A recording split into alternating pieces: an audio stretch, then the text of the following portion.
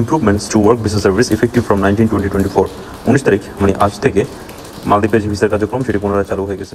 আসসালামু আলাইকুম dear viewers, welcome to my video. এই বৃষ্টির দিনে আপনাদের জন্য একটি সুখবর নিয়ে এসেছি, সেটা হচ্ছে যে মালদ্বীপের ভিসা পুনরায় চালু হয়ে গেছে। আমার ভিসার আপডেট ভিডিও লাস্টে আমি যে ভিসার আপডেট ভিডিওটা করেছিলাম সেখানে আমি আপনাদের জানিয়েছিলাম যে আগামী কোরবানি ঈদের পরে কিন্তু ভিসা চালু হবে, বাট সৌভাগ্যবশত আমি আপনাদের জানাতে পারছি যে আজকের দিনে মানে আজকে যে 19 তারিখ আজকে থেকেই ভিসার কার্যক্রম পুনরায় চালু হয়ে গেছে।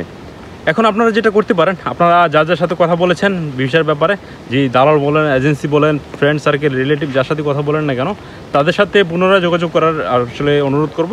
কারণ মালদ্বীপের ভিসাটা এই চালু হচ্ছে, এই বন্ধ হচ্ছে, বিভিন্ন ঝামেলার মধ্য দিয়ে যাচ্ছে।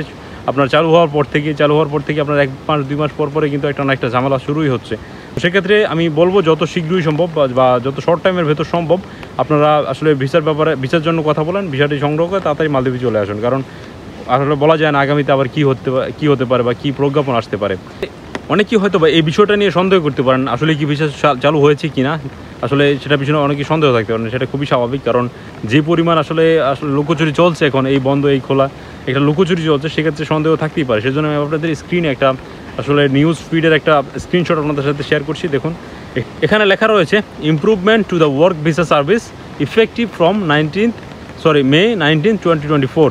মানে আপনার ভিসার ওয়ার্ক যেটা বা ভিসার কাজের যে ইমপ্রুভমেন্টটা ছিল, মানে যেটা এতদিন বন্ধ ছিল সেটা পুনরায় চালু হয়েছে বা সেই কার্যক্রমটা পুনরায় চালু হয়েছে। সেজন্য তারা আসলে জানিয়েছেন 19 তারিখ থেকে, মানে আজকে হচ্ছে 19 তারিখ, আমি আজকে যে ভিডিওটা এখন রেকর্ড করছি আজকে হচ্ছে 19 তারিখ, তো আজকে থেকেই ভিসার কার্যক্রম পুনরায় চালু হয়েছে। তো সেক্ষেত্রে আপনারা যেটি বলছিলাম যে আপনাদের যত তাড়াতাড়ি সম্ভব ভিসার ব্যাপারে কথা বলুন, ভিসাটা সংগ্রহ করার চেষ্টা করুন। যদি ভিডিওটি ভালো লাগে থাকে অবশ্যই একটি লাইক দিয়ে যাবেন, এবং যদি চান আপনার মূল্যবান মন্তব্যগুলো কমেন্টসে জানাতে পারেন। এবং অবশ্যই যদি আপনাদের কোনো প্রশ্ন থাকে, যেটা আমি সবসময় বলে থাকি যদি আপনাদের কোনো প্রশ্ন থাকে ডেফিনেটলি কমেন্ট সেকশনে আমাকে জানাতে পারেন। আমি আমার সাধ্য অনুযায়ী আপনাদের প্রত্যেকটি প্রশ্নের উত্তর দেওয়ার চেষ্টা করব। শেষ পর্যন্ত সাথে থাকার জন্য সকলকে জানাই অসংখ্য ধন্যবাদ।